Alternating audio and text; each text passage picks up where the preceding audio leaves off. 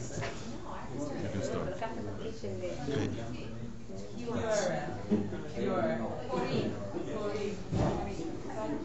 Okay, whenever you're ready. I'm ready.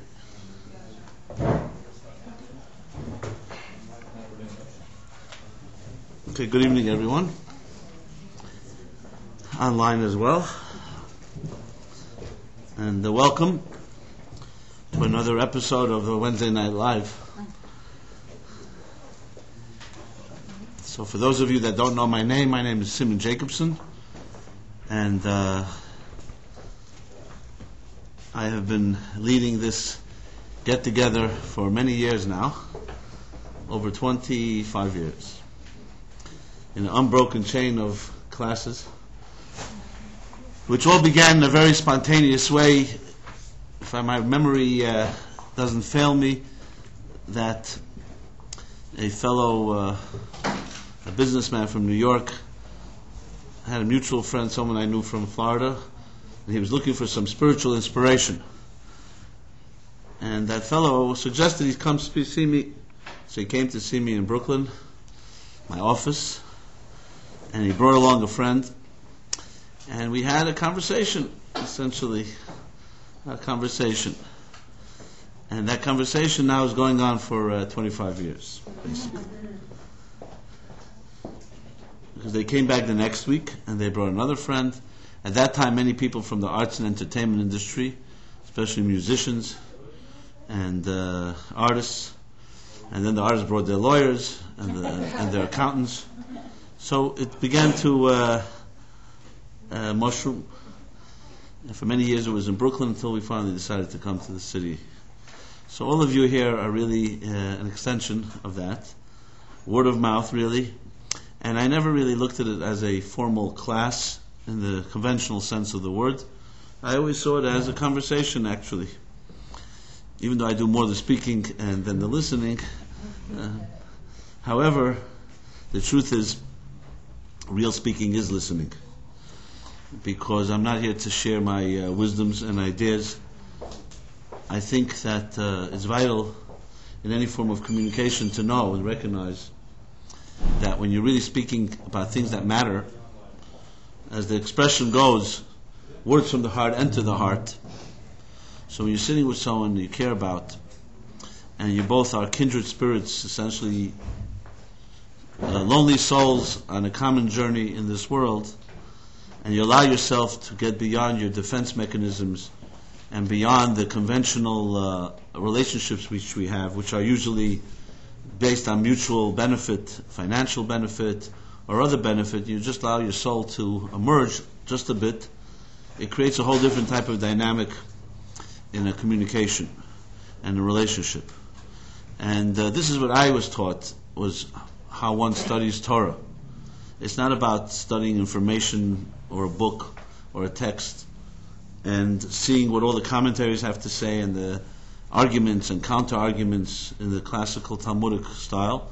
All that is true, but ultimate Torah study is about life, and it's about sharing and communicating about the things that truly matter to us. Therefore, it's really a spiritual type of communication. Most of the interactions we have and most of our correspondence with each other is, I would say, primarily material. As I said, it's either driven by business relations or it's driven by things where you feel that you're gaining something. Spiritual communication requires a whole different type of mindset and an attitude, which is not that easy, because the fact is, as adults, we've all been hurt in our lives. You don't just open up to someone because you don't necessarily trust them yet. So trust has to be earned. So when we're young children and we're gullible and naive, we often open up, and until the point where we get hurt that many times that we close down, which really is all the elaborate and complex defense mechanisms that each of us has, is really based on our life experiences. If you've been hurt in a particular area repeatedly, you're going to build up a armor that's not going to let anyone into that place because you've been hurt too many times. And if you've been hurt in many different areas, your armor will be much more extensive. And essentially, when we meet each other, for the first time, whoever it is, and we don't yet know each other, the first thing is you have your all your defense mechanisms in place. If you're smart enough, you know how to cover it up. So you can. There are people that seem very, very easygoing and open, but in truth is they just know how to wisely protect themselves, even while they sound so vulnerable. But the fact is that most intelligent people will put up that armor until they see and feel the ability to open up. We all know that the healthiest experiences in life is when you can have someone you can open up with and you can trust. There was a doctor who once went to see a Rebbe, my Rebbe, and he was a secular individual, and he came in to see him, and he sat down, and the Rebbe asked him, why are you here? So he said, the truth is, I don't know myself. I was told by some people that you're a holy man, I should come see you and get a blessing, advice. So he said, but the truth is, I really don't know who you are, and I don't know if I could even open up. The doctor said. The Rebbe said, listen, I'm not comfortable sitting here with someone who does not want to be here, so you don't have to stay here if you don't, I won't tell him if you don't tell him, basically. But then the doctor said, so then the Rebbe said, but since you're here already, why not use the opportunity, and maybe you have a question you'd like to ask me. So he said, yeah, I'd like to know, who are you? What is your role? They call you a Rebbe. They call you a holy man, a tzaddik. Who are you? What is your, how do you see yourself? So a pretty good question. If you're with Moses, and Moses asked you to ask a question, you asked him, who are you? How do you see yourself?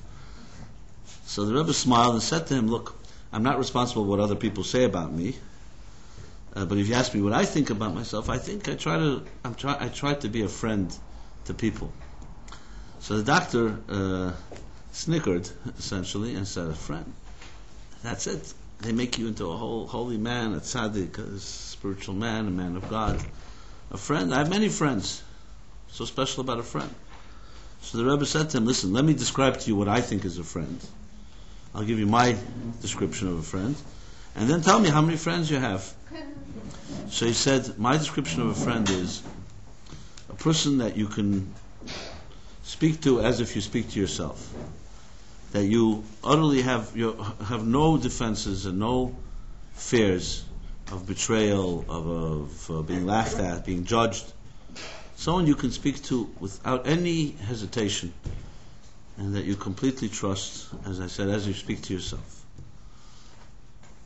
And then the Rebbe paused and said to him, so tell me, how many friends do you have? He said, friends like that I don't have.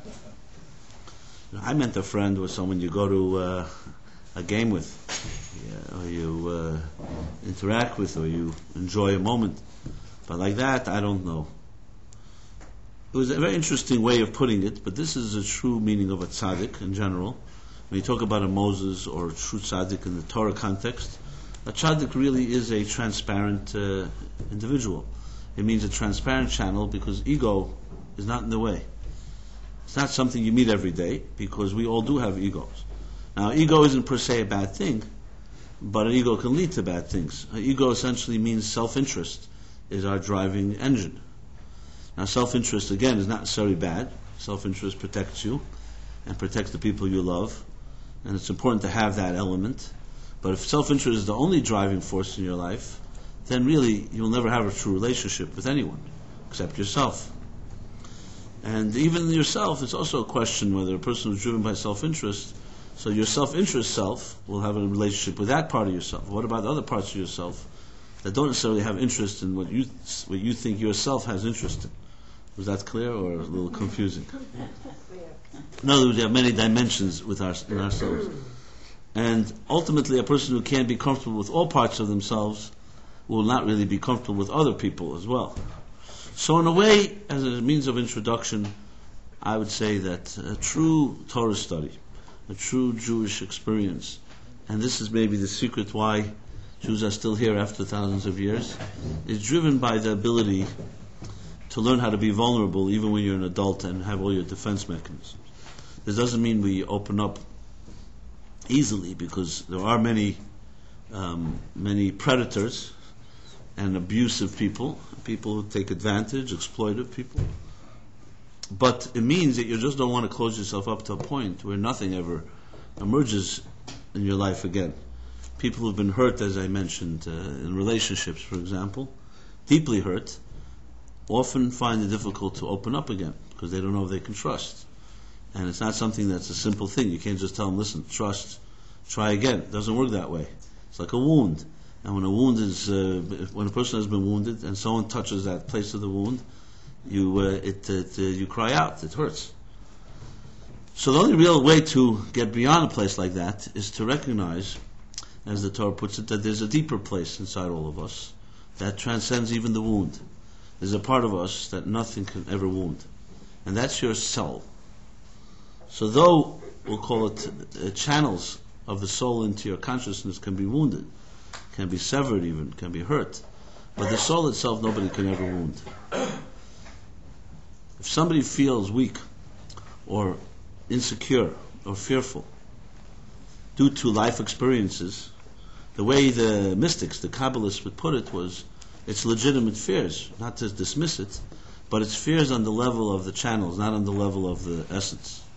It means that the way you've experienced life has hurt you, but there's another part of you that has become so locked, but also has never been hurt as well. I don't know if you know the phenomenon in severe abuse situations. I don't want to bring up necessarily negative experiences, but it's just interesting and very powerful insight into human resilience and the power of the soul. You find today it's been demonstrated that children who experience very deep trauma in their early lives, formative years, and they, as a result, especially if it's repeated and if it's consistent, as a result, what they call is what happens is that the child will learn psychologically, automatically will create a type of detachment from the experience, what they call out-of-body experience. That it's almost like the abuse is not happening to this particular child, and and it's considered to be on one hand considered to be a very unbelievable, damaging type of phenomenon, but on the other hand, if you think about it, it's also a lifesaver. I like to compare it to it's like a psychological type of hypothermia. Hypothermia is, especially children, due to their blood systems, they have experience if someone falls under, let's say, freezing water, under ice. So hypothermia is a condition where all the major organs, all the major functions will cease working, to the point that there was a time that people thought that a child was dead because the heart wasn't beating. There were other vital signs that were working, and there were actually people who declared dead in those circumstances. Today we know that in a severe state of hypothermia, of shock, the body will go into a type of dead state in order to preserve the last vital forces that may not be even visible with any type of monitors that keeps the person alive. In other words, for some reason the body knows that you have to do everything to save that person. And once they get out of danger and warmed up and their temperature goes back normal, the person can be revived. So psychologically you could also say the same thing, that children don't have this brilliance and wisdom. It's clearly something that God implanted in a human being, that when someone experiences something very severe, there's a form of detachment. Why? Because that child can't tolerate to believe or to hear or to know that someone loving should be hurting them like that. So for the child there's only two options, either death or detaching, as if it didn't happen to me. And when a child experiences that, as I said, repeated times, what happens is the child really develops almost like two personalities. One is the one that experiences things, and the other is that child that went into hiding, didn't allow pain did not allow itself to feel pain. Now this is definitely a very severe form of reaction, and I hope there's no one in this room that has ever been there, but I've met people that have, and they've been in this room as well. And it's though it's not that uncommon either. It's not something that's so rare, unfortunately. But we all have elements of this. It's where you detach from something which is too unbearable to really relate to. These are people, any type of true post-traumatic syndrome and type of real shocks usually create situations like that you can't even remember the moment that it happened because it was just too unbearable. Now I'm saying all of this obviously not to scare anyone or to just paint a picture of despair, but rather the other extreme is to show what really happens. What really happens is that this child has to, in a sense, separate from the experience, and the child that really, that the child is the real child, so to speak, the inner child, goes into hiding, and later in life, if there is no therapy and there's no intervention, the child will live two different lives. But if there is, and the child comes back into a safe environment, you can always say that that part of the child, that soul part of the child, never really was hurt because it did detach consciously. So in a way it's like God saying to the child, listen, I'll protect you until you get out of harm's way. And then when you grow older and you're able to build your life, that part of you can reconnect to that part of you, which is really the process, in the psychological process of helping a person reconnect. This usually is the situation of children who've grown up in abusive homes, parents who were either physically, emotionally, sexually abusive, or others, as I said, severe forms of abuse that were consistent, not a one-time thing. And later their psychological work requires going back to that type of place, trying to learn to nurture themselves, trying to learn to reconnect to that inner child, because there's an outer adult that has now developed a whole series of defense mechanisms and complex systems to live a life, and it may not be that real person. That's why a person like that will find it hard to find love, to maintain relationships, commitment, healthy forms of intimacy, because there's a disconnect between the real person and the outer life that they live. Now all of us have forms of this, milder forms, more severe forms, but the point is that from a Torah perspective, this psychological insight, which is relatively new in the last decade or two, is the basic principles of Torah thought, which essentially says, as the Bible begins, that each of us is created in the divine image, which means your essential self is a spiritual entity, and this divine image is encased in a body, like you would put energy inside of a box. The box is the body, and once it's in the box, our conscious selves, only really primarily experience the box level, which is how we see things with our five senses. We hear, we see, we hear, we taste, touch, and smell. A soul doesn't have senses. A soul doesn't need to see, hear, taste, touch, and smell. A soul experiences. If you were to shut off your senses, hypothetically, which means if you were to close your eyes and your ears and your taste, touch, and smell, you could try it out if you like now. Just leave your ears open so you could hear what I'm going to say. What would you be left with? What would happen if you didn't use your five senses? So initially the thought can be somewhat terrifying. You think you disappear. Like, the truth is no. What you would experience is the real you. Because you see, you don't need eyes to see yourself, and you don't need ears to hear yourself. And you don't need taste, touch, and smell to experience yourself. These senses are not primarily, only to interact with the world around us. I have eyes, I can see you. You have eyes, you see me. Or we see other objects, phenomena. And ears, we hear each other. And same with the other senses. So you wake up in the morning, you don't need to look in the mirror to know how you feel. Maybe some people do, I don't know. But usually you should just feel it from within. You wouldn't have to see it with your eyes. But for others to see you or see how you experience, they have to hear what you have to say, communicate.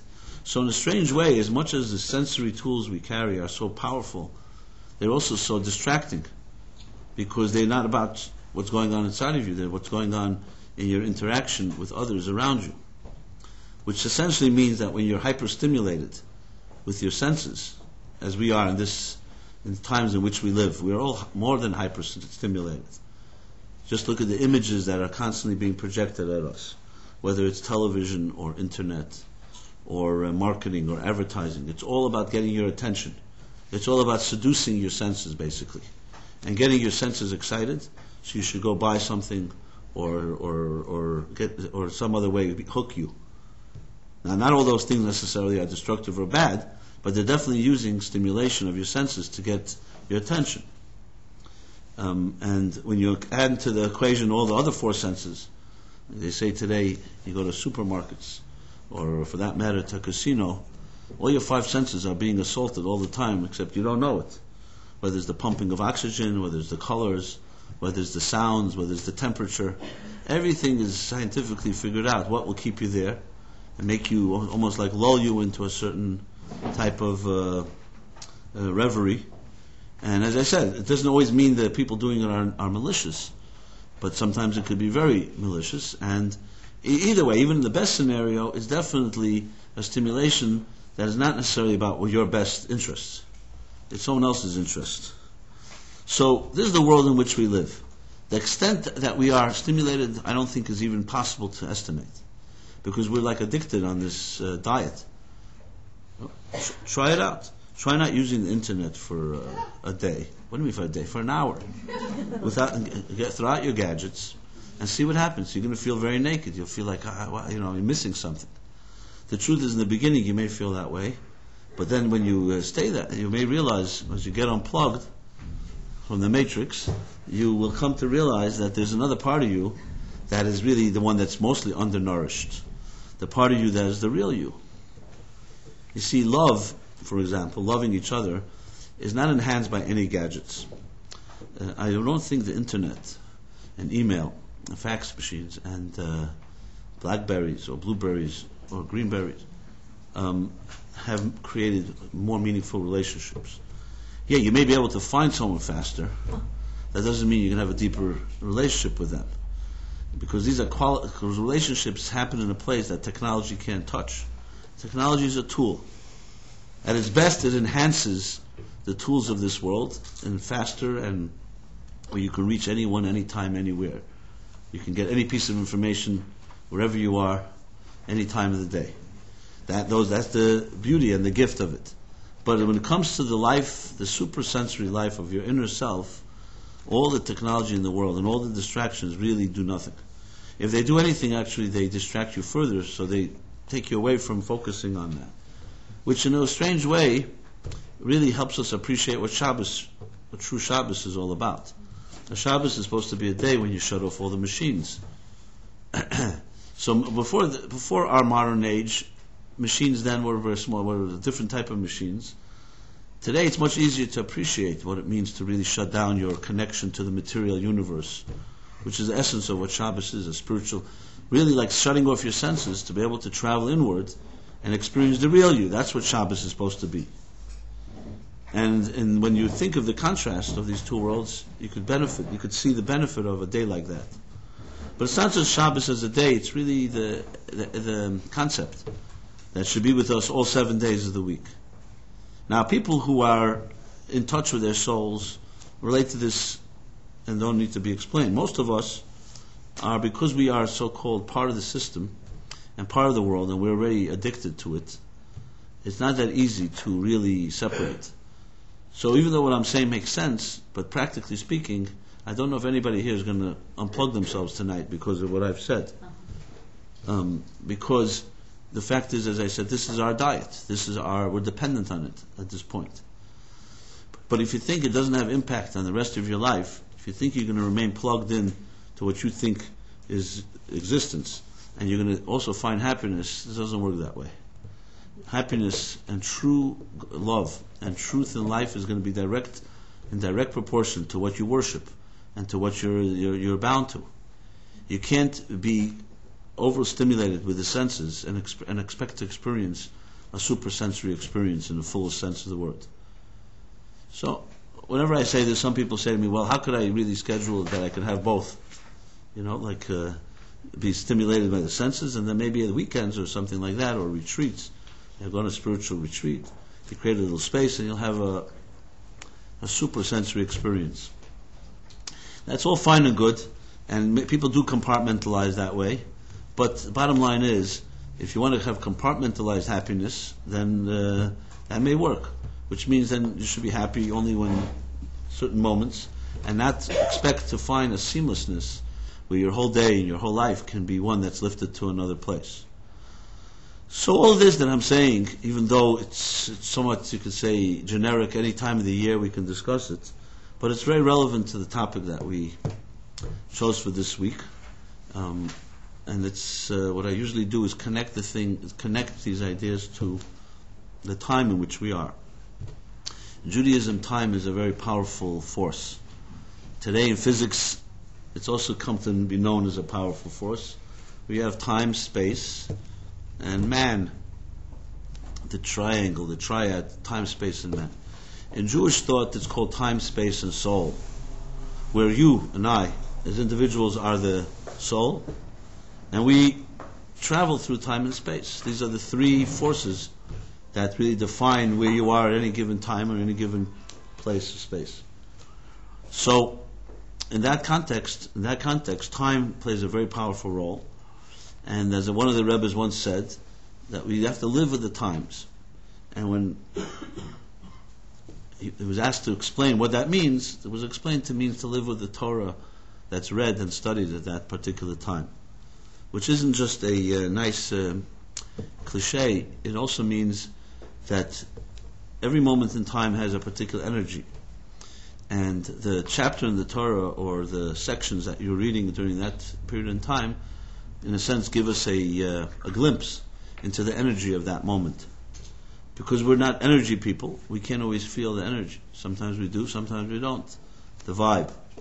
But the Torah gives us a sense of the energy of every particular time. So for instance, we're now in the Hebrew month of Adar.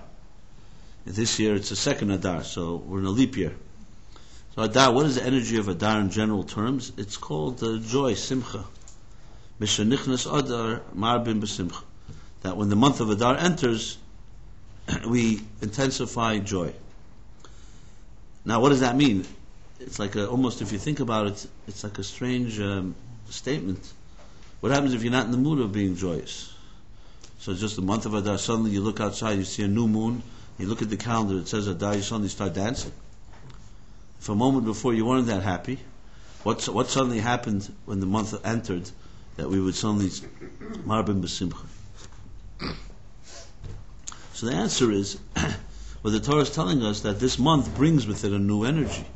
Instead of you defining what energy and mood you should be in, maybe you should get in touch, align yourself with the inner rhythms of existence, and the inner rhythm of other is a joyous one. And maybe not indulging yourself in where you're at, free yourself of that, and allow the time to carry you. Maybe an act of humility a bit. So when we talk about the different months of the year, and you say the mazel of each month has its own sign, essentially it really means that every month has its energy. Now energy does not dictate your life, it's just opportunities really. It's like predispositions. There's a certain energy of the year, this energy where you have the ability to access a deeper joy. This doesn't mean you can't access it at other times of the year, but there are times where there are less layers, easier to access. The doors are open, so to speak. Just for contrast purposes, there's another month in the Hebrew calendar, which is the antithesis, the alter ego of Adar. It's called Av, in the summer, in this part of the world. And the month of Av is the same Talmud. The same Talmud says, "Mishanichnas Av mamayitim b'simcha." When the month of Av enters, we diminish in joy, because that's a sadder energy of the year. It's not necessarily the theme of what we're discussing now, because that's not this energy. That doesn't mean that time of the year sad things happen. It means there's a sad energy. There's a appreciation of some of the so-called more painful experiences in life, which is also part of the rhythm. But here we're talking about the joy, just as an example of the energy. But within Adar itself, each week has its own particular energy. And we are now, one of the ways we discovered is through looking at the chapter we read in the Torah. Which also, just for the record, means that if you want to understand yourself a little better, you should look at your birthday. And your birthday is a point in time, right? And that point in time has energy as well. And it's not that difficult to figure out what it is. If you need help, you can ask me, or you can ask over here. It's just station identification. And essentially you can help, it'll help you understand a little bit of your own soul when it entered this galaxy, the orbit of this universe.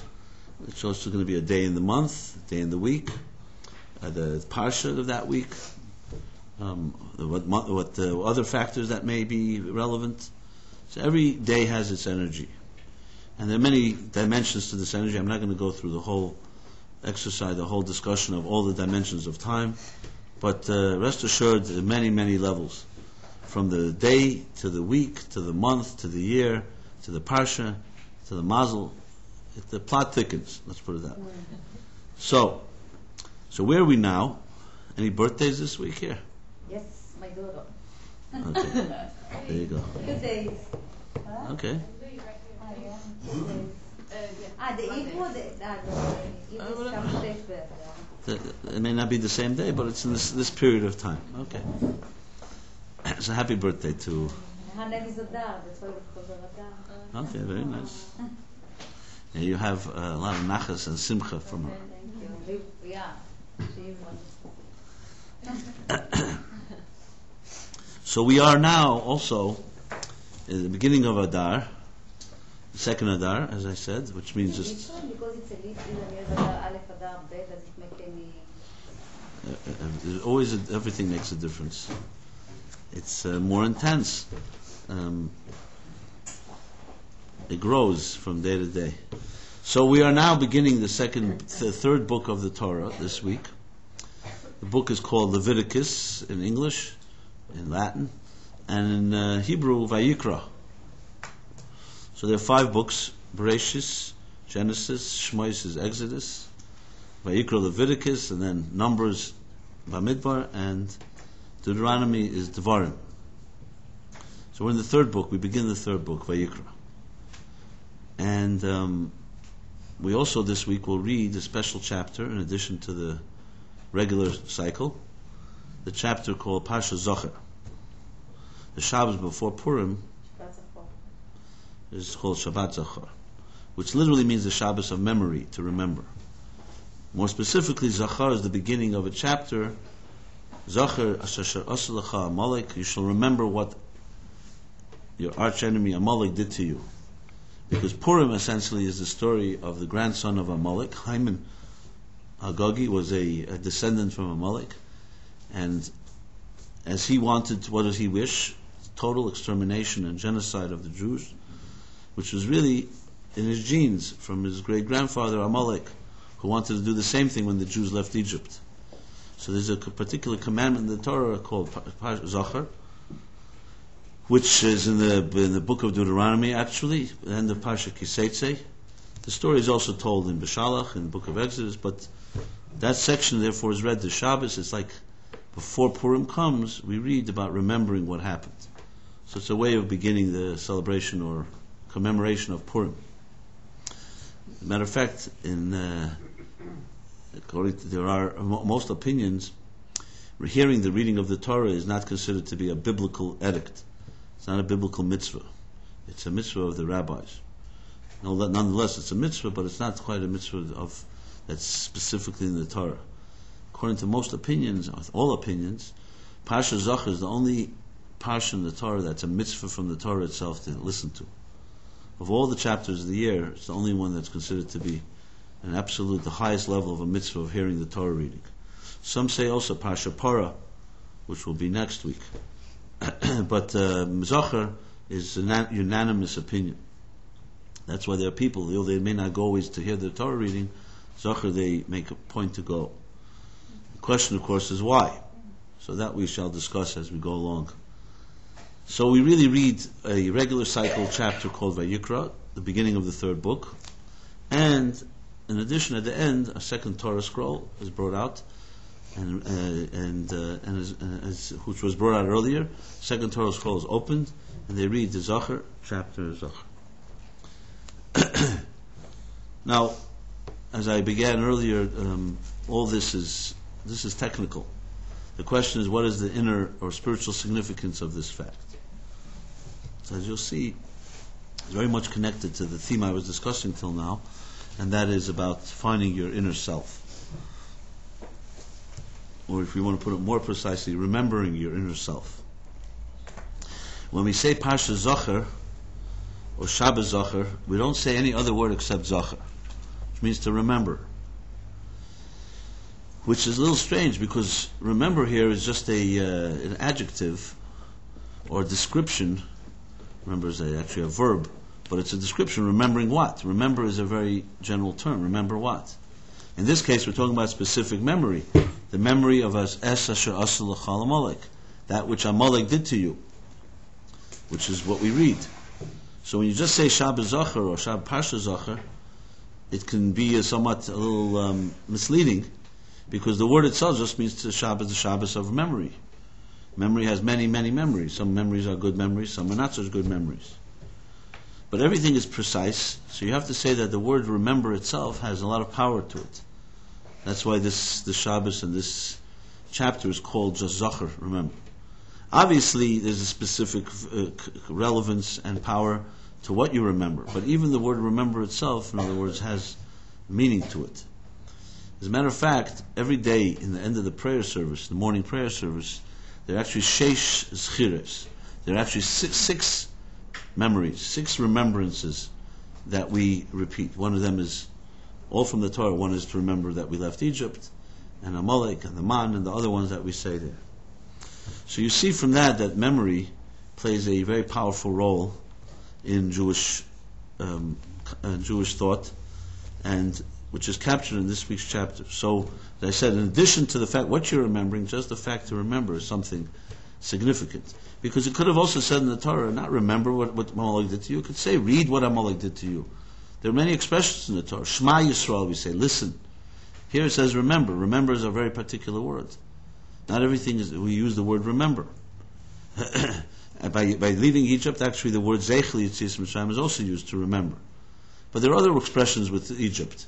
For example, Passover, we say it's not just to remember, it's also to tell the story, to relate the story. So there are many ways you can so-called recollect and commemorate an event. When you say it's through memory, it has a particular personality. So what is this thing called remembering? Memory. Well, for some people memory is a gift, for some people it's a curse, I should add. There are many things we'd rather not remember. As I said earlier, there are actually things that we do block out even from our minds and we forget. But as you'll see, memory does have it's a double-edged sword. It all comes down to what experiences you're accessing. Obviously, if you remember only negative things, it's not necessarily a great gift. And the fact is, even in Torah thought, there is an element of forgetfulness that's healthy. For instance, it says that when someone loses a parent, that 12 months later they begin to forget. Now, they don't forget the parent. That's not what the meaning is. They forget the pain. The initial pain, the initial loss, the initial shock. And I can speak from my own experience, sadly. When I lost my father, or my mother would like to say, when they ask her, so when did you lose your husband? She says, I never lost him. I know exactly where he is. So I know that's a good expression, lost my father. But when my father passed away, so of course the initial experience, and no one should ever know of this, but those of you, I know there's some in this room sitting, some Avelim, who lost a parent recently. So the initial feelings, the initial experiences, especially in the first days, is impossible to describe unless you've been there.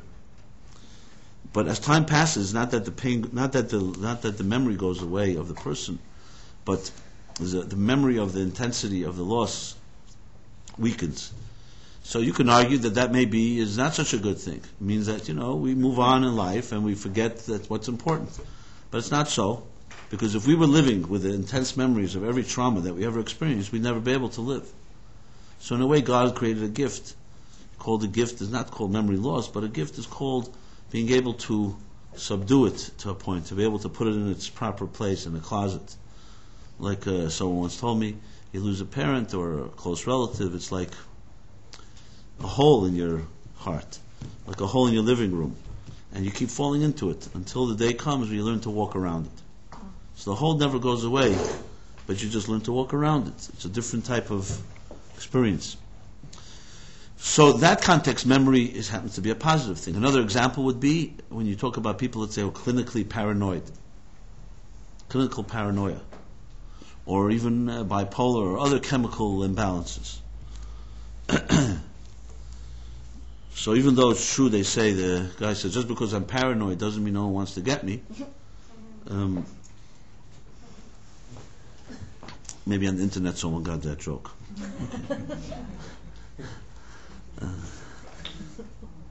But the fact is, what really is going on when a person is, let's say, has very extremely negative, depressive feelings?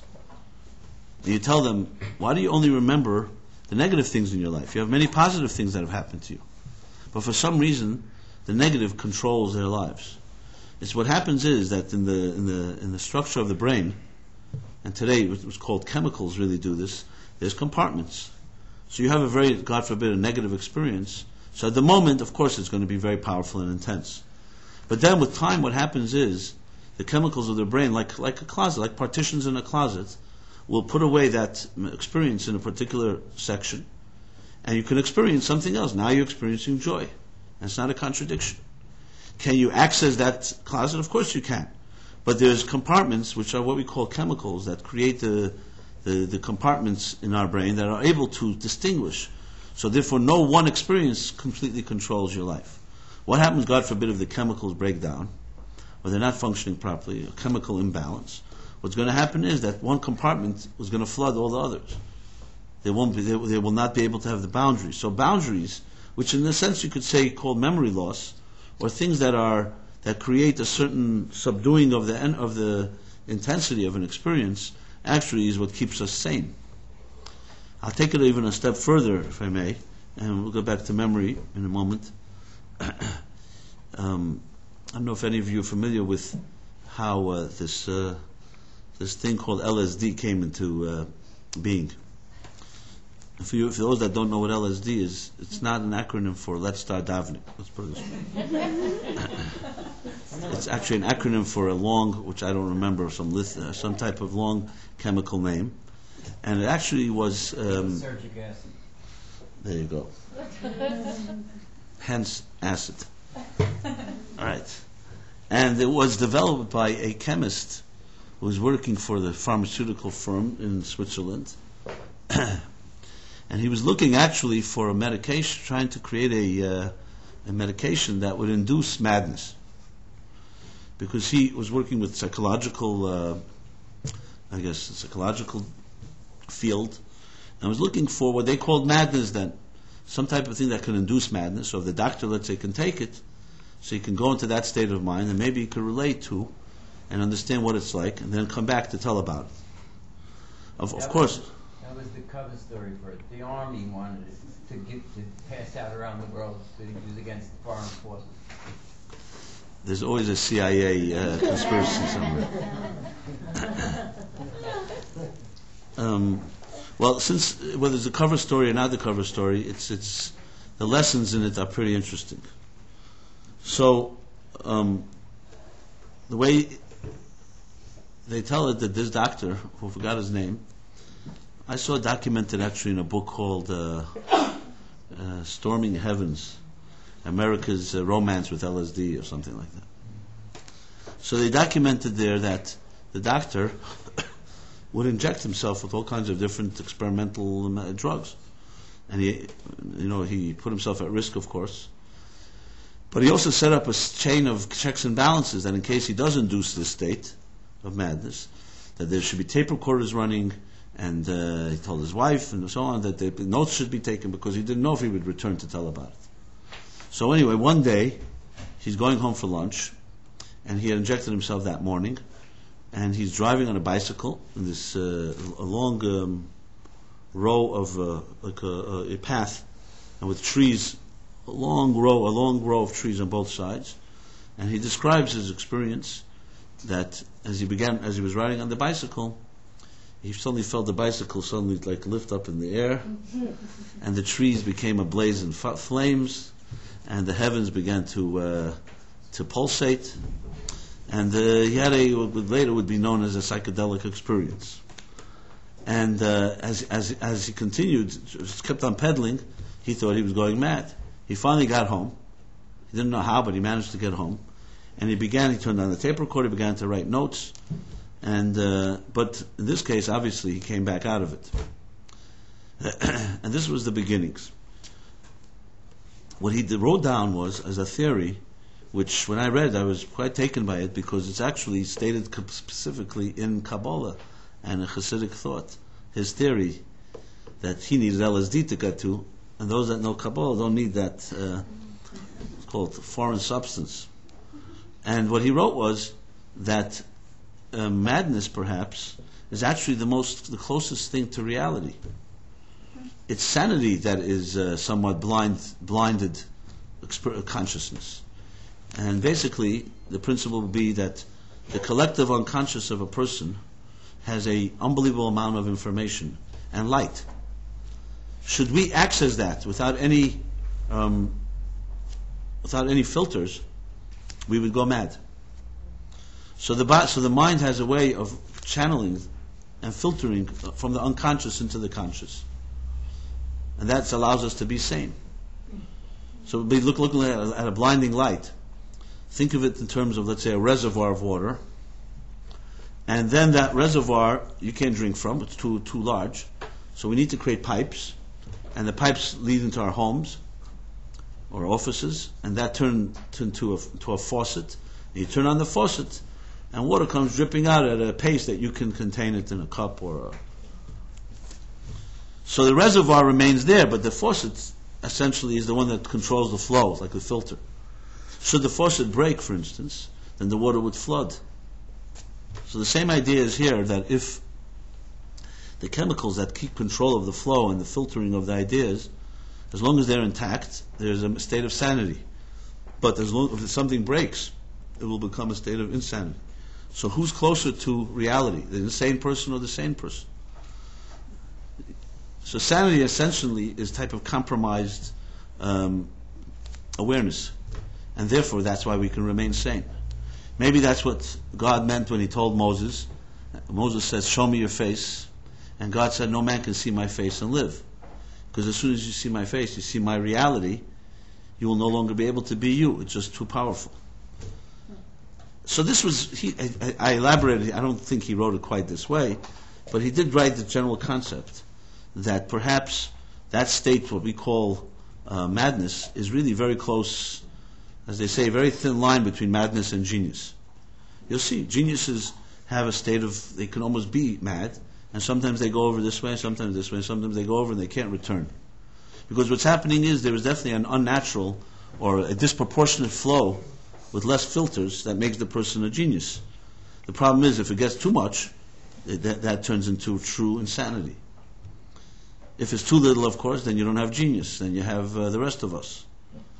So so you have to make a choice, basically. Not that anyone's asking us, but you want to be sane and blind, or insane and see. Something in the middle. Yeah.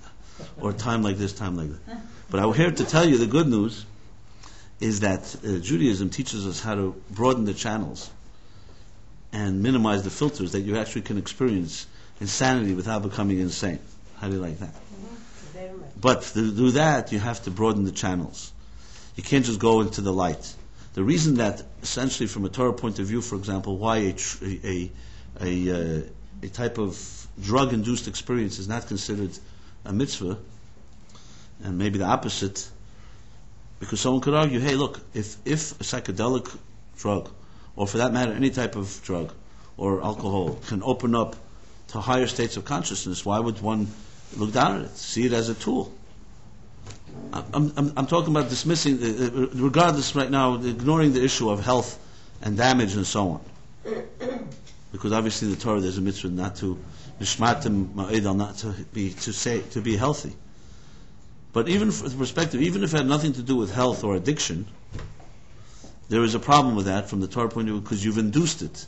You didn't earn it. You didn't earn your way to go there. To induce a state of so-called godliness or higher consciousness without you earning it is a form of idol worship.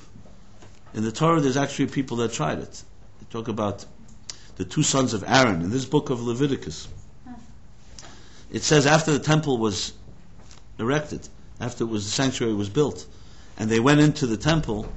So Nadav and Avihu, the two sons of Aaron, because of their greatness, as the Orach Chaim, the commentary explains, he says, because of their love and their passion and their zeal and zest and connection to the divine, they wanted to experience it immediately. So they ran into the temple, into the Holy of Holies. And what does the Torah say happened? Listen to the expression. The Torah says, they brought a strange fire, and a fire came and consumed them. Strange fire.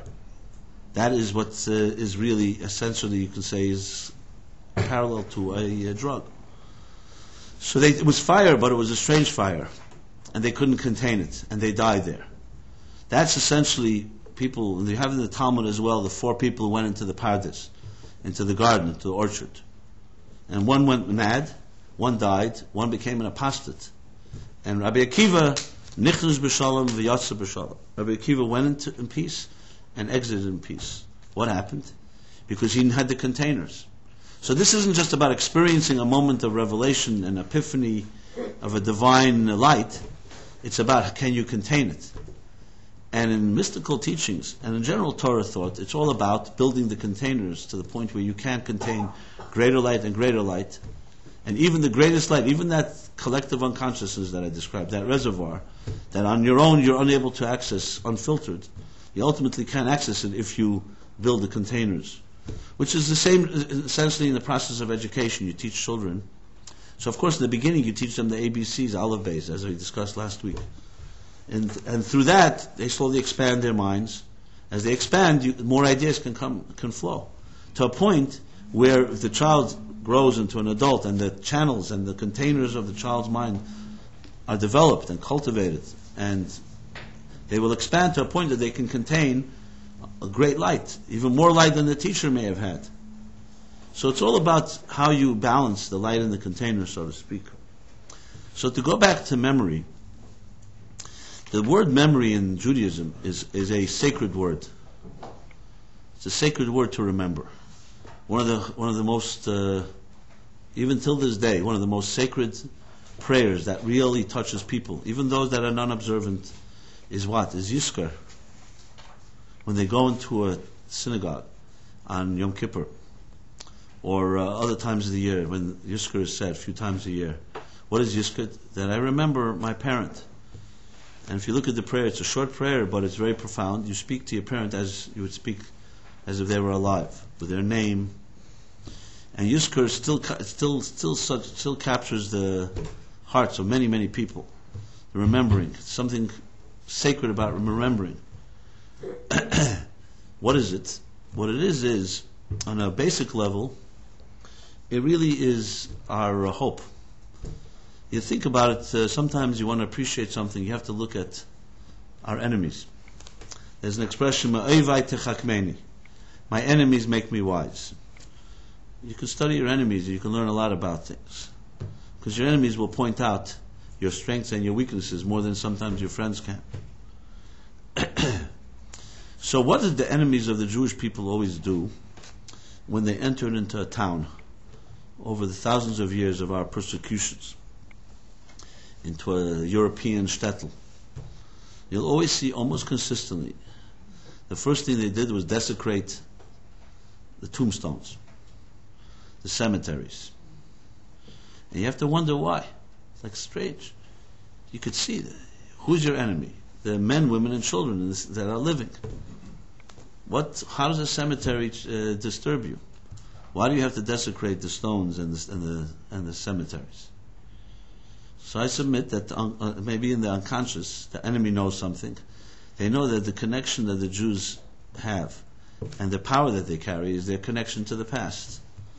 And by obliterating that past, in a sense, you're like severing the connection to the source of life.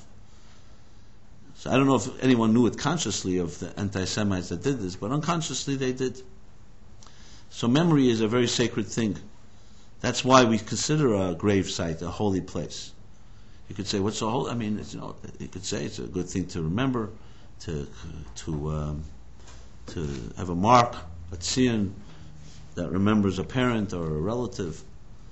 But why is it such a sacred place? You could say it's actually a sad place to go to a place where there's so much death. because it's not the death. We believe in the soul, and the soul continues on.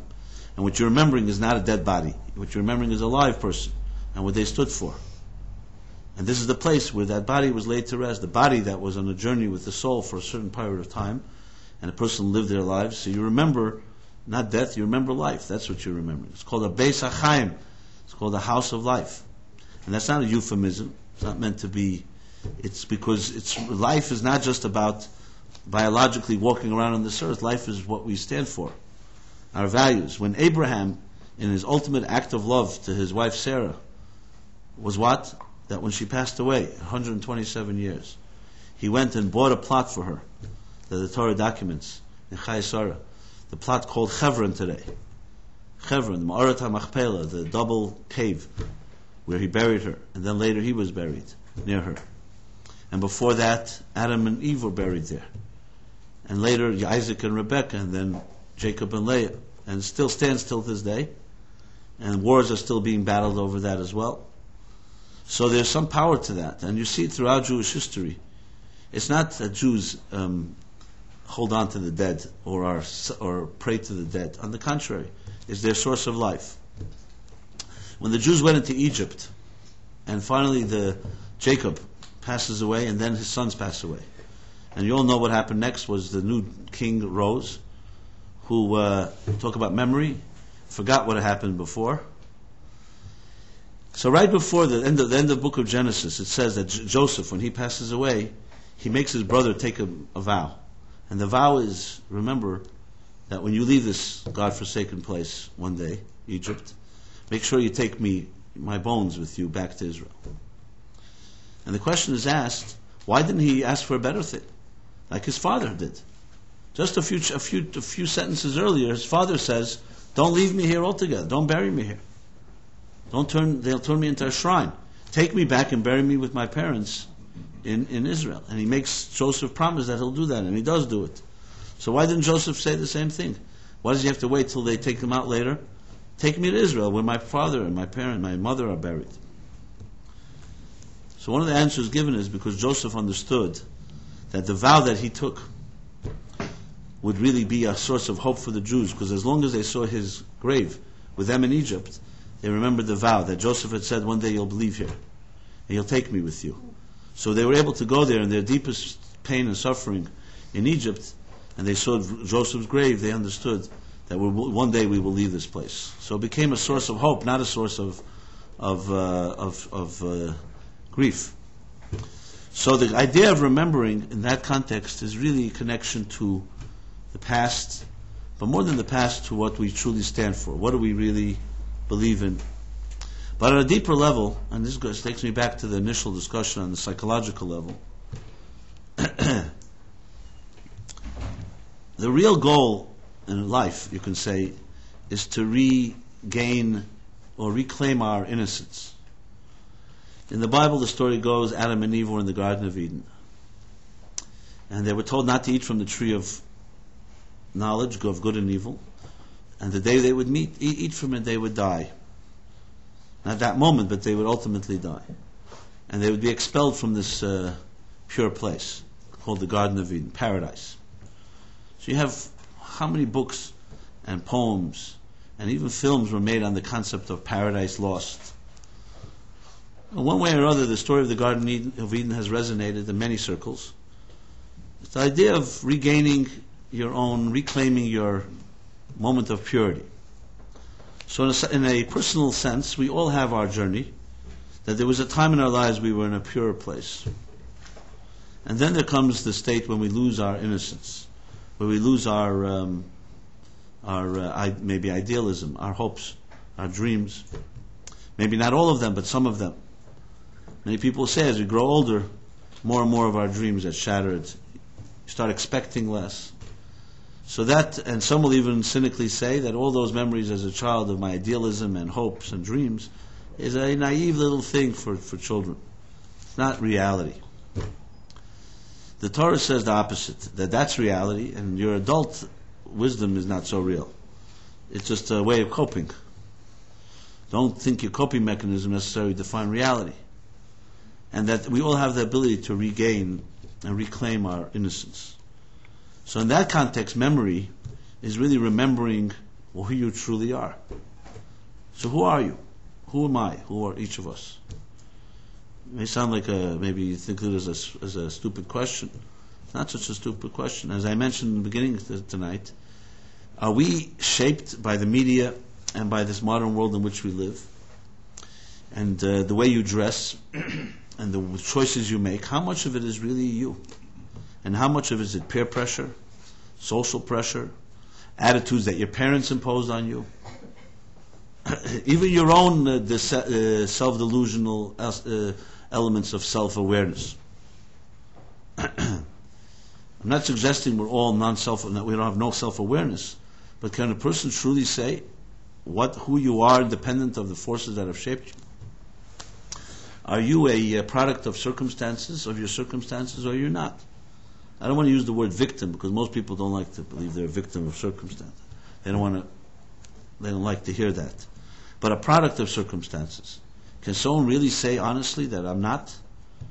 Remember, the schools you chose to go to, the things you were exposed to in all your formative years, you had no choice at all, for good or for bad.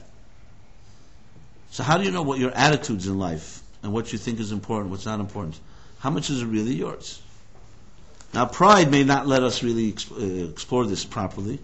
It's hard to try to imagine that you're just a complete product of a program.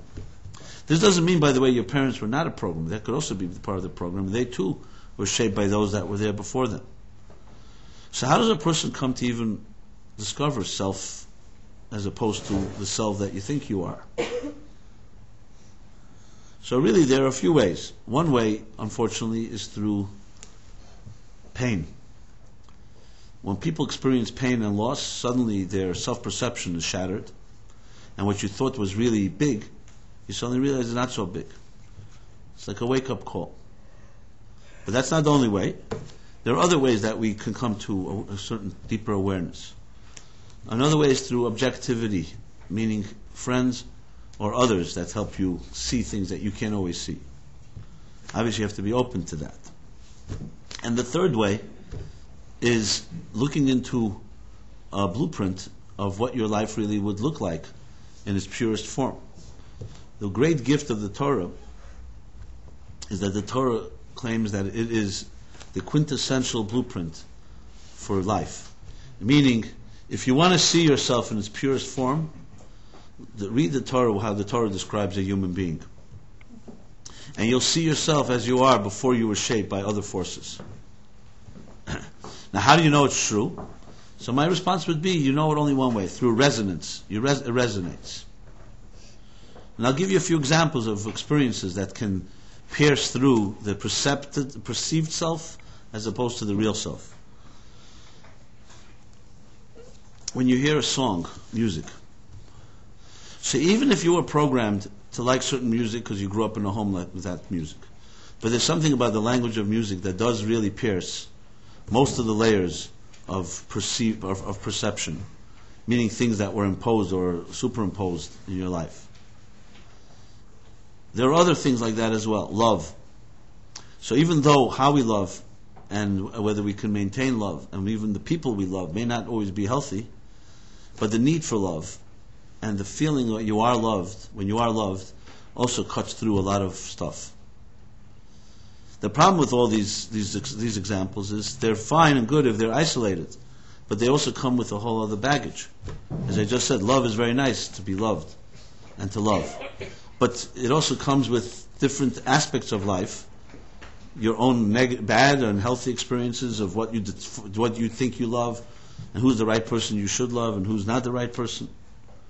So it can't really be just isolated into, the concept of love. But the reason I'm using these examples is just to point out that there are experiences that pierce through these layers. The challenge is, how could you access these experiences? And with some objective friend, allow you to see outside of yourself or how you see yourself, and using the Torah as a backdrop because it gives you a so-called quintessential picture of what a human being is like. That's the key to really being able to get out of the trap of your own perception of self.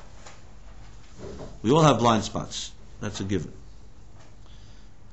Now, blind spot by definition means you don't know what it is. So if someone says, like someone once told me, more than once, I said, "Do you think you have any blind spots?" "Yeah, but I know what they are." So I said, so that's like the doctor that tells you, "I'll tell you when you need a second opinion." The whole point of a second opinion is you don't want to hear it from the doctor. That's a second opinion. It's not this doctor. So like the story of Chelm that I often share. Chelm. You've heard of the city of Chelm? Chelm is, every town has its Chelm, including New York. And Chelm was this town of actually wise people. I actually just met a couple from Chelm. And they're pretty smart. But the neighbors were resentful of them, so they created this folklore of these Chelm stories. And they were like these strange, these bizarre little stories, but they actually have very profound insights. They're used a lot today in some self-help and recovery programs.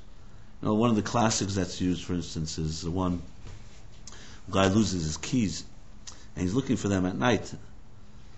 And he's looking. So a friend comes over, is coming home, he says to him, "So, what are you looking for?" He says, "My keys." "So let me help you." "Fine." "Where'd you lose them?" So he points like 200 yards away. "So why are you looking here?" "Because here's where the light is shining." This is a classic Chelm story.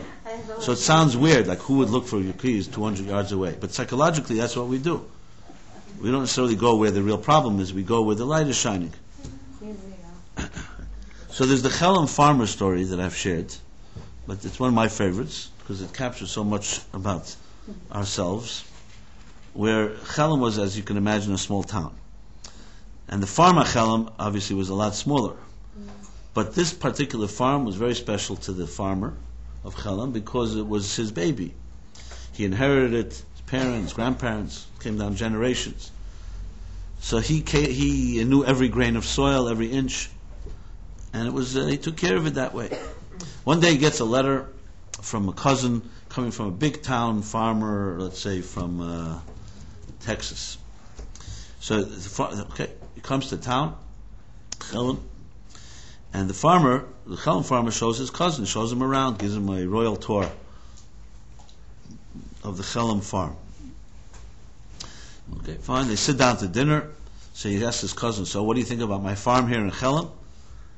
He says, "Well, it's very nice and cute, but it's so tiny." Now the Chelm farmer never saw a much larger farm, so he was taken aback. He's actually insulted. So small. He says, "Well, how big is your farm in Texas? What are you telling me so small?" So the Texan farmer is thinking, how is he going to give him a point of reference?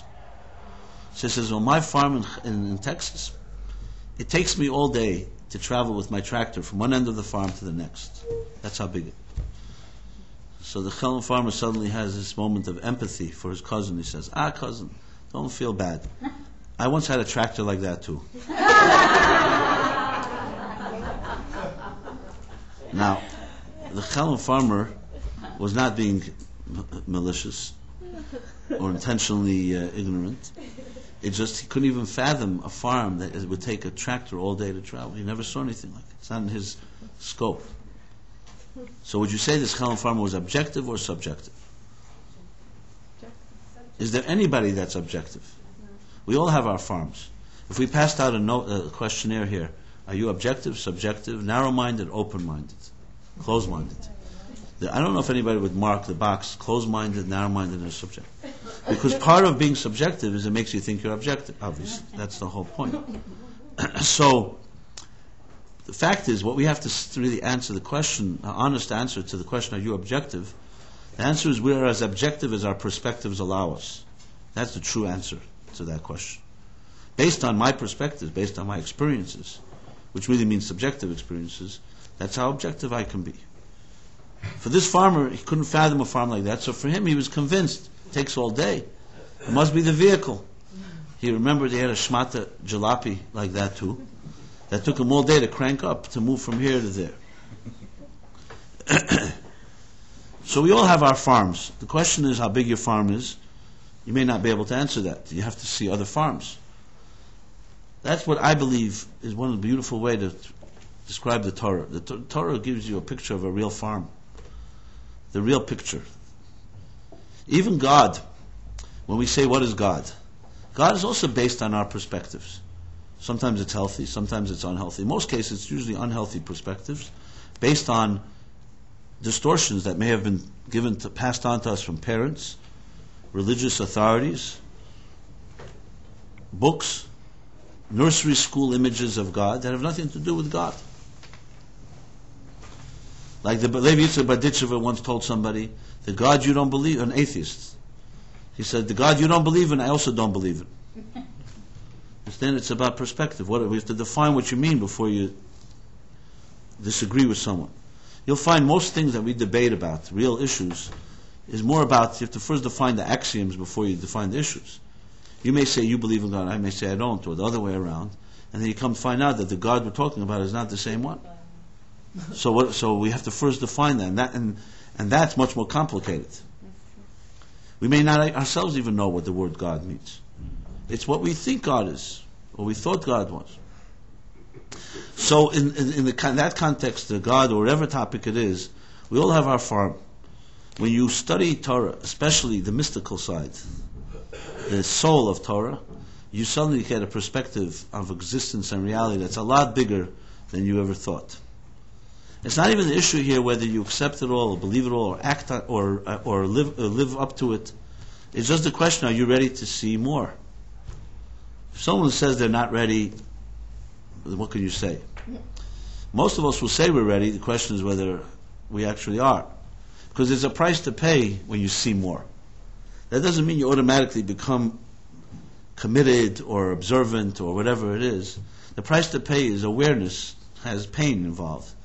More knowledge, more pain. And ignorance is bliss. This Chalam farmer never was the same. I don't know what happened next. I don't know the end of the story. Whether his Texan farmer explained to him that it's not the tractor. But it would have been interesting what kind of social shock he would have had. And maybe it would have been healthier. They just know things. This is the biggest farm in the world. So this is all about what I was saying earlier about opening up our channels. So remember, the word remember, Zachor, in this context means, who are you? You have to remember there's something about you that you may not know right now. Or there's parts of you that you don't know. I think everybody here would acknowledge that there are definitely dimensions in each of us that are unknown, even to ourselves.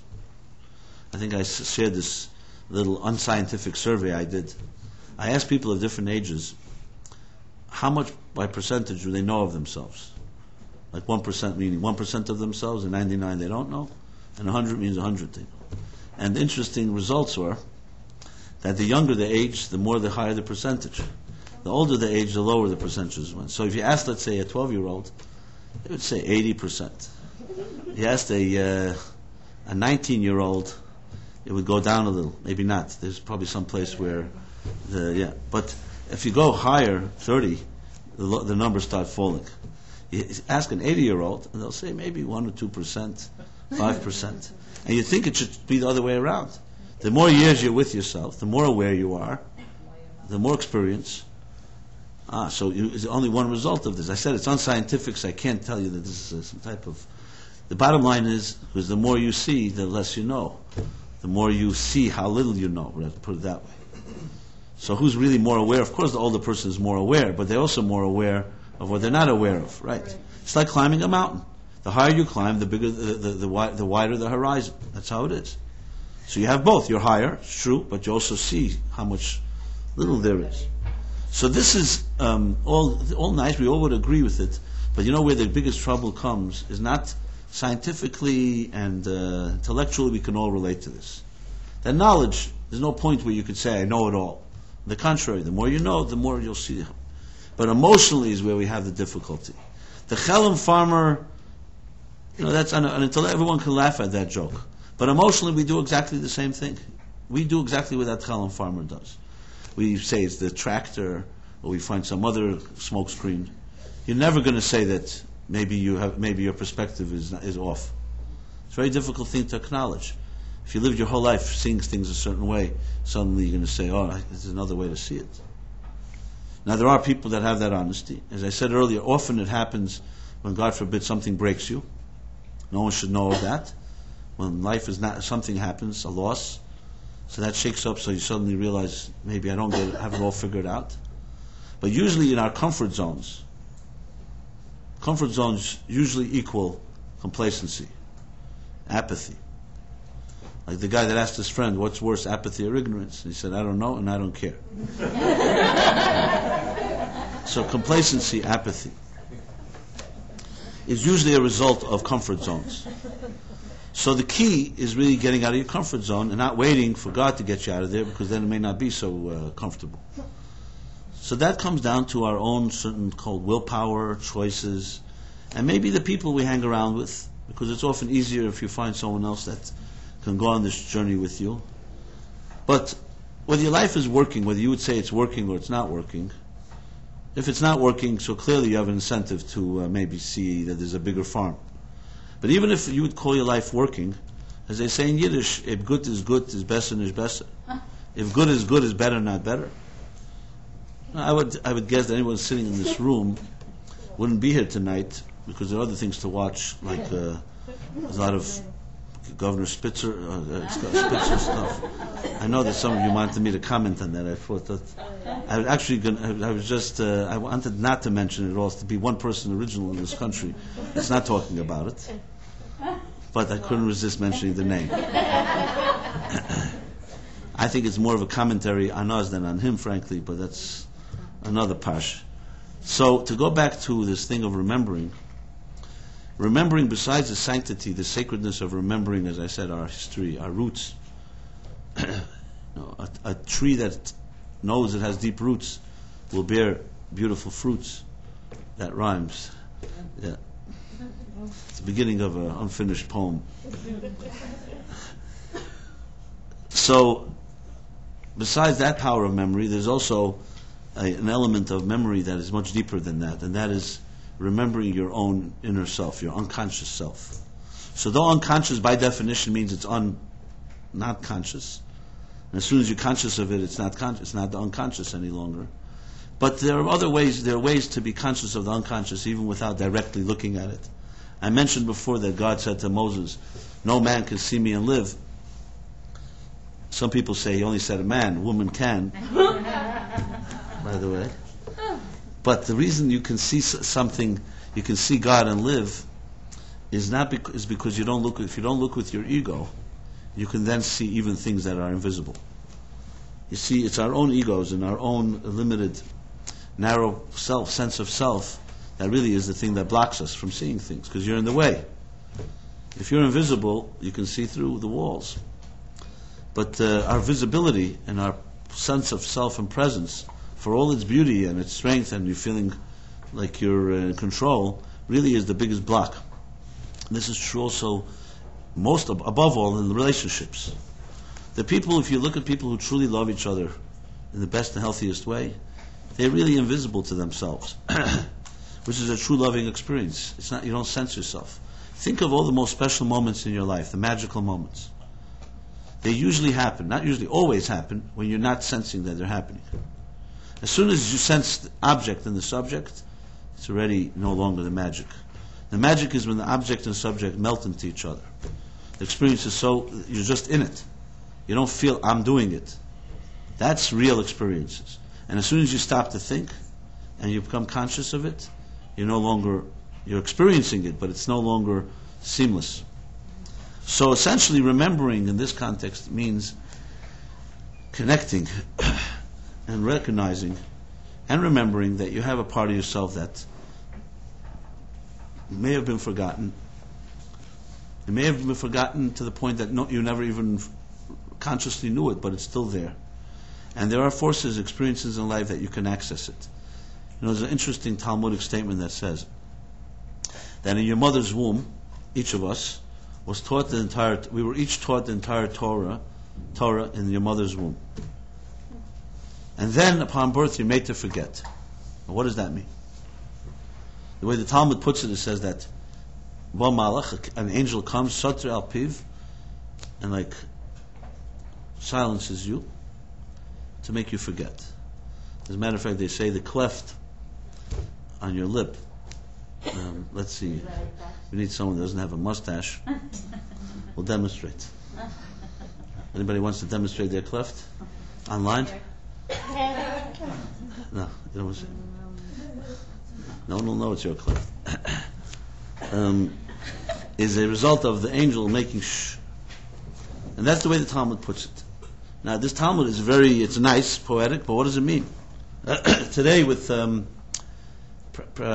sonograms and other fetal tests, you can see that there's no angel inside the mother's womb with white wings and a candle teaching Chumash to the baby.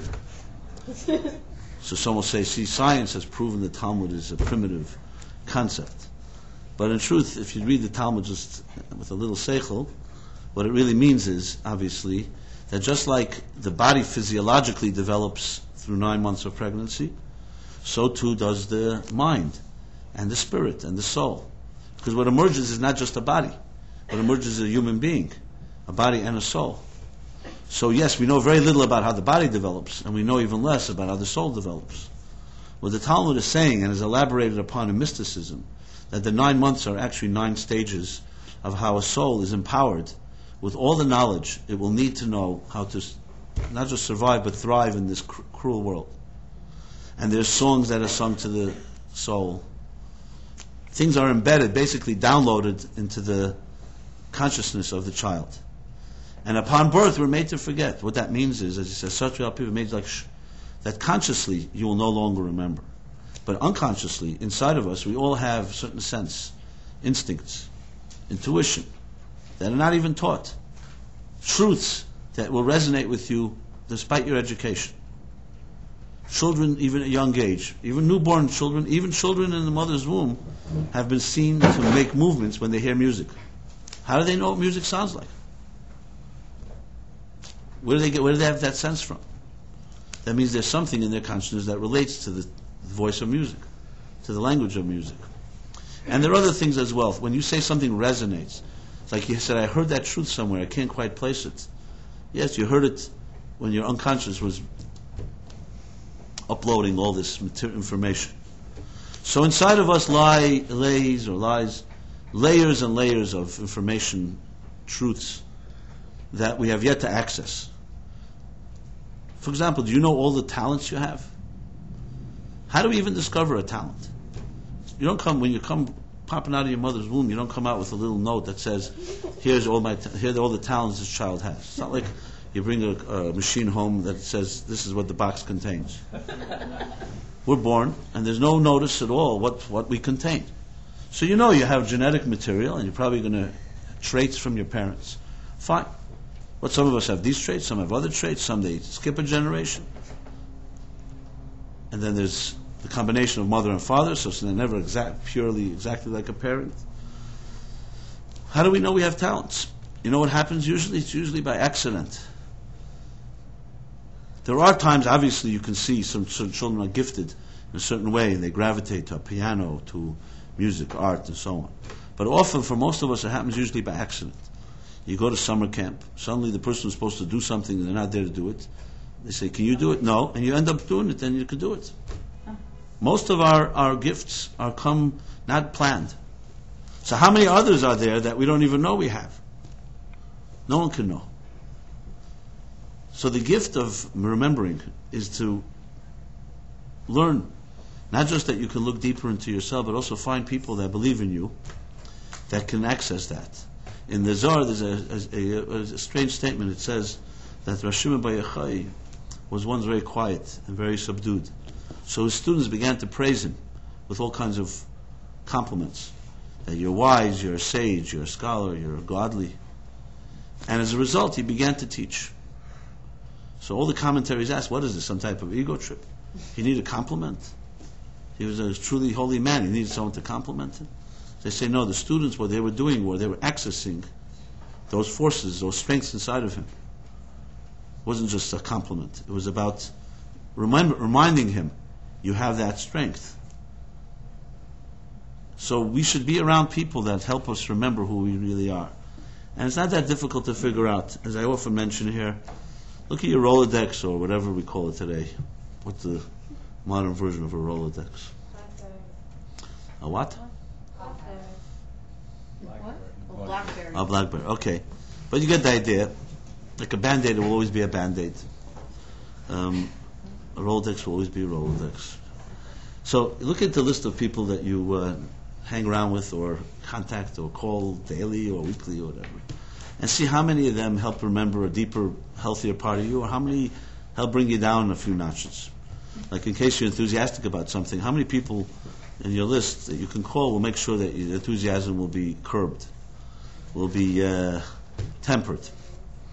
So it's important not just to remember and look for deeper strengths in ourselves, but also to be around people that believe in us in that way. And not lip service, that truly help you access that part of yourself. So when we come to Shabbat, it's called remember. Besides the remembering of Amalek, and there's many lessons there, there's much power to remembering itself. And as a matter of fact, I didn't have the time to discuss it, the whole book of Vayikra, this whole third book, I think I'll write about it this week to complement what I said here today, tonight. That the whole book of Vayikra is about helping us remember who the true you is. Are you a flawed human being? Are you a Freudian creature? Or a Darwinian one? Or are you a divine image? Should you be expecting the most of yourself or the least of yourself? In life we usually begin with the most. And as life breaks us, and as many other people help confirm, we begin to expect less of ourselves, which is of course the greatest betrayal of your own self. So in essence, this is a Shabbos, and that's why it's a mitzvah for everyone to come hear this reading, a mitzvah from the Torah, more than anyone, because if you can remember your own self, everything else will follow. And if you forget yourself and betray yourself, also everything else will follow, the other way. So, as we stand on this weekend, Shabbat Zachor, and as Vayikra, the beginning of a new book, so a new leaf, a new page is turned, it's an opportunity for all of us to perhaps access something like that.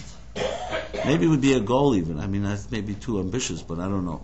It would be a goal maybe in the next month to maybe find something new about yourself, beautiful and strong that you never knew before.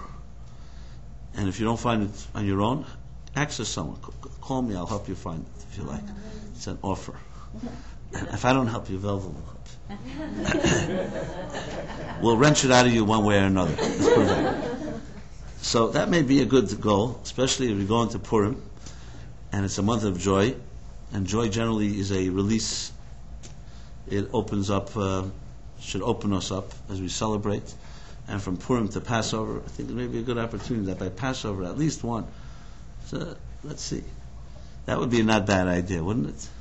And maybe that strength will open up many other blessings in your life, whether it's finding or recognizing your soulmate, or other needs or blessings that we're all looking for. I'm sure everybody has their particular things. So I want to bless everybody collectively and specifically that we should all open up new channels of consciousness and open up the unconscious, but in a way that keeps us sane. But not bad to have once in a while a little with a pinch of insanity. So, with that being said, I want to dedicate the class to dedicated by Nancy Temkin and Philip Namworth, our dear friends, who may be online, in honor of the Shloshim of David ben Binyamin ben Mordechai Temkin on the 1st of Adar 2nd. May his neshama, as we said, continue his journey and give strength to Nancy and to her family down here on this earth. And may all our journeys be very joyous and with the least amount of bumps. Amen. And I want to say one more thing, because I will be, please God, tomorrow traveling to the Holy Land. Not just spiritually, but physically as well. And some of you in the past have wanted me to, if anybody wants to send any particular charity, I'll be happy to give it at the wall or whoever I'll be. Or it's a schus, if you'd like me to do that. If you write down your name and your mother's name as well, I'll be happy to take that along. And either way, I will be here next Wednesday, please God. Remember, even if Mashiach comes, I have to come back to my class and fetch you all.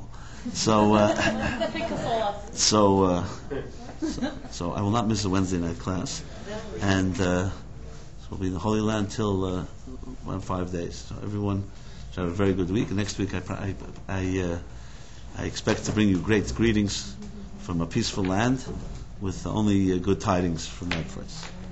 So everyone have a very good week, and it's a pleasure to sit here with you as always. Thank you very much. L'chaim.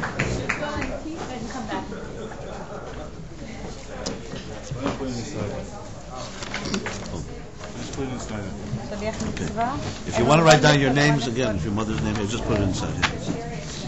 Remember to again? Yeah. Right?